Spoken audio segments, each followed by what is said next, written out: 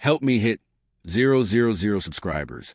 She delivered her last warning about intimacy, her words cutting and icy, disguised as concern.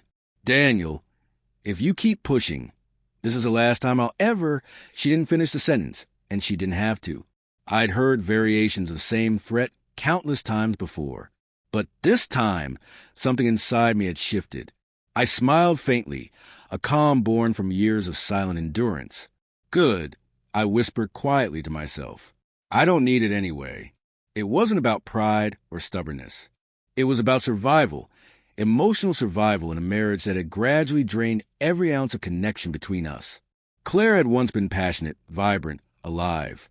Over the years, that warmth had faded, replaced by detachment and habitual indifference. I had tried everything early on: gentle touches, thoughtful gestures, dinners, late-night talks. Every attempt was met with exhaustion, distraction, or a dismissive sigh. I remember that night clearly. It had started like any other, quiet, ordinary, the kind of evening where closeness should have come naturally. I approached her carefully, hoping for even the smallest spark, a sign that intimacy wasn't dead.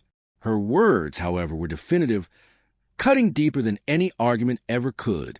She had drawn a line, and I wasn't going to cross it. For weeks, I had endured the same routine. Cold shoulders, clipped answers, empty apologies. Slowly, I withdrew, not out of anger, but in acknowledgement of reality.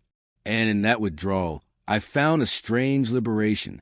I stopped counting the nights she refused me, the meals eaten in silence, the touches that never came. I turned my attention to myself, my work, my friends, small joys long overshadowed by constant rejection. After her warning, I sat on the couch and let the silence settle. I sensed her frustration, the tension in her posture, the flicker of worry in her eyes. She expected a reaction, a plea, a guilt-ridden surrender. She got none. I had realized that desire cannot be demanded, respect cannot be begged. Both must be given freely. If withheld, they cannot be forced. In the days that followed, I maintained a calm distance. No begging, no cajoling, no forced attempt at connection. Claire noticed immediately. The little frustrations that once sparked arguments were met only with quiet indifference. She had relied on my persistence, on my willingness to bridge the gap. That bridge no longer existed. For the first time, I felt the power of self-respect, a freedom absent for years. Subtle changes appeared in her behavior. Nervous glances, tentative questions. "Are you okay with this?" she asked one night, voice low. I nodded calmly. "I'm fine," I said simply. I wasn't fine because of her absence, but because I had discovered something far more important. I didn't need her approval to feel whole. That realization reshaped everything. I spent more time outside the house, reconnected with neglected friends, revisited hobbies, laughed more, and embraced life's simple pleasures. Claire noticed every detail, the subtle smiles, moments of lightness, the proof that I thrived without her permission. The turning point came one evening while I met a colleague for dinner. Claire saw me across the street with Samantha, a friend from work who had always admired my focus and kindness. Nothing flirtatious, just conversation, laughter, shared company. But to Claire, it was a spark she had withheld, a reality she couldn't control. Texts and calls came in frantic succession, escalating desperation. For weeks, she had dictated emotional rules. Now, faced with my independence, she panicked. I didn't respond immediately. I let her energy crash against my indifference. Her final warning had no power because I no longer needed her validation.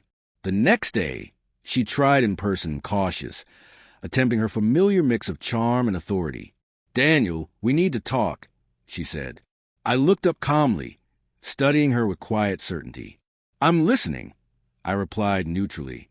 She tried to provoke, to assert control, but I remained still. I had removed myself from her influence.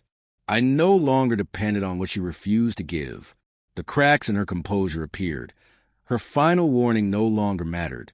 That subtle fear, the recognition that she could not manipulate me, felt more satisfying than confrontation ever could.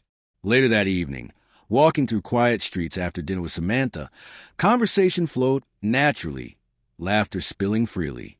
I felt alive, untethered from manipulation and expectation. In the back of my mind, I knew Claire was watching, realizing I had reclaimed my life silently, without confrontation, without pleading, without relying on her at all. By the end of the week, Claire stopped trying. The frantic texts ceased.